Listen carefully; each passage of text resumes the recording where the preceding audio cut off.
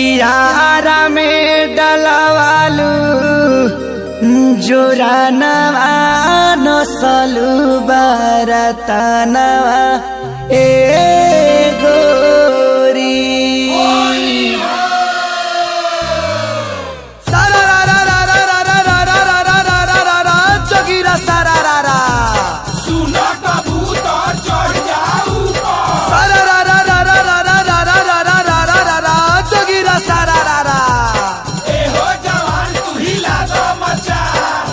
पंडिताइन होई झूला दादा मान हो झूला दादा मान भालाजी भाला कतना सोहाला चोली पंडिताइन होई झूला दादा मान साच ठाकुराइन होई फागुन के समान बोला होई रे हा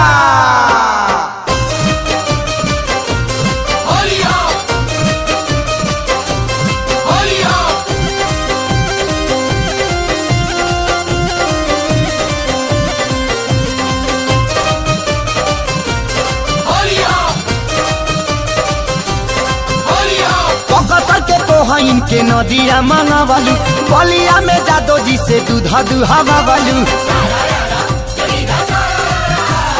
बकतर के पोहा इनके नदिया मंगावालू बलिया में जादो जी से दूधा दुहावा वालू आरा में दादा यारा में हो यारा में डलावालू जो रानावा नसलू बरतनवा ए गोरी आरा में डलावालू जो रानावा नसलू बरतनवा ए गोरी नसलू बरतनवा ए गोरी नसलू बरतनवा ए गोरी बाबाजी दादा बाबाजी हाँ बाबाजी उ हरले पे हनावा नसलू बरतनवा ए गोरी आरा में डलावालू जो रानावा नसलू बरतनवा ए गोरी आरा में डलावालू जो रानावा नसलू बरतनवा ए गोरी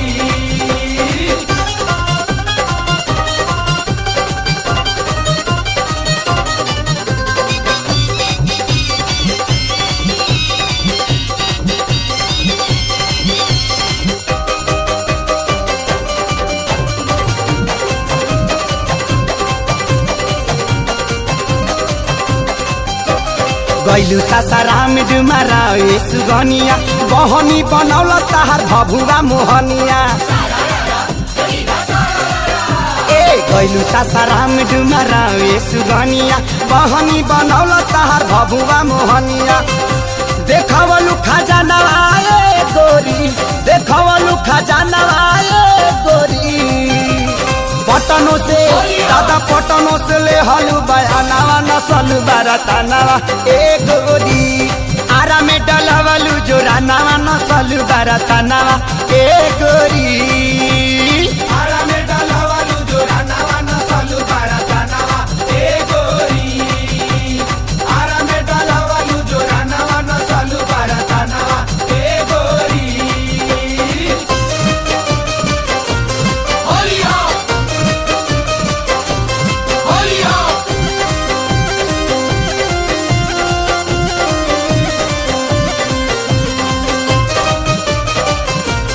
होलिया होलिया सोनापुर मुजफ्फरपुर हाजीपुर देवरिया सीतामढ़ी बेतिया तू गैलू मोती हरिया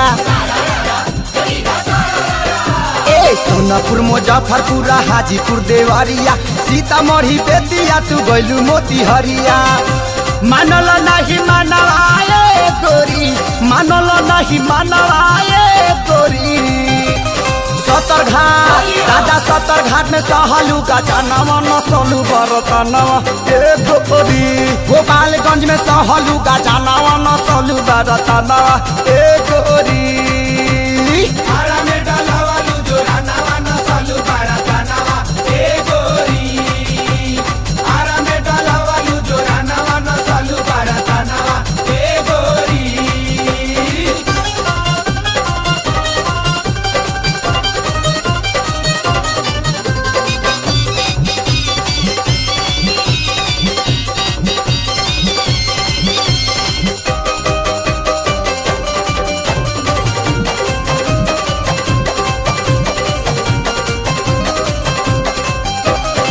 सीना महेश से तू बेचा तारू महंगा कोहे लखे सोरिया उठाओ तनी लहंगा सीना महेश से तू बेचा तारू महंगा कोहे लखे सोरिया उठाओ तनी लहंगा त छोड़ी ना सिवा नवाए गोरी त छोड़ी ना सिवा नवाए गोरी छपरों के दादा छपरों के भीड़ल बाजावा नवा थोड़ी बाराता नवा एक गोरी रसूलपुर के भीड़ल बाजावा नवा थोड़ी बाराता नवा एक गोरी आरा में डलवालू जोरानावा नसलू बाराता नवा ए गोरी आरा में डलवालू जोरानावा नसलू बाराता नवा ए गोरी